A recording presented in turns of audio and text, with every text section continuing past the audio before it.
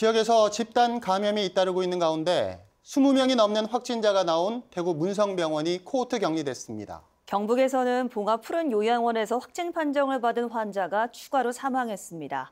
자세한 소식 현장에 나가 있는 취재기자 연결해 알아보겠습니다. 남효주 기자. 네, 대구 남구의 문성병원입니다. 네, 집단 감염이 확인된 문성병원 건물이 통째로 격리됐다고요? 네, 그렇습니다. 뒤에 보시는 것처럼 지하 1층, 지상 10층 병원 건물의 모든 출입문이 굳게 닫혔습니다. 이 병원 건물에서 첫 확진자가 나온 건 지난달 24일인데요. 이 건물 주차관리 직원이 확진 판정을 받았고 나중에 신천지 교인이라는 사실이 들통났습니다. 이어 닷새 뒤인 29일부터 병원 8층에서 입원 환자와 의료인 등 8명이 줄줄이 양성 판정을 받았습니다.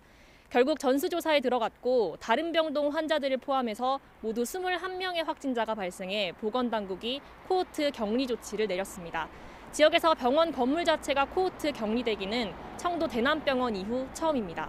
여기에다 보건당국이 이 병원에 입원한 60대 환자가 양성 판정을 받았지만 당사자에게 통보를 하지 않은 것으로 드러나기도 했습니다. 네, 밤사이 사망자도 1명 추가됐죠.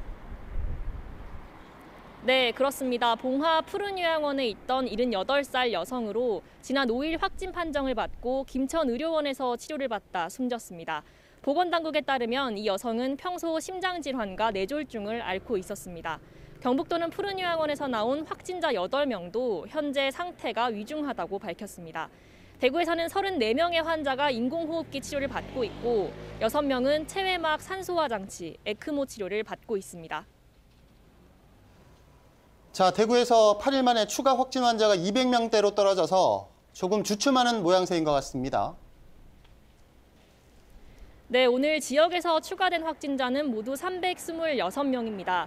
대구가 294명, 경북이 32명인데 대구의 확진자 증가폭이 200명대로 떨어진 건 지난 29일 이후 처음입니다.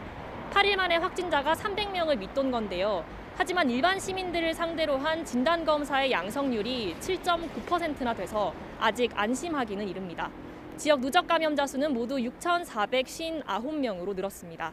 이 가운데 대구에서 지금까지 확인된 임산부 확진자가 7명인데요. 지난 6일에 1명이 출산을 했는데 아이는 다행히 음성 판정을 받았습니다. 또 다른 임신부 1명은 치료센터에, 나머지 5명은 현재 자가 격리 중입니다. 보건당국은 임신부의 상태가 모두 안정적이라고 밝혔습니다. 지금까지 문성병원에서 TBC 남효주입니다.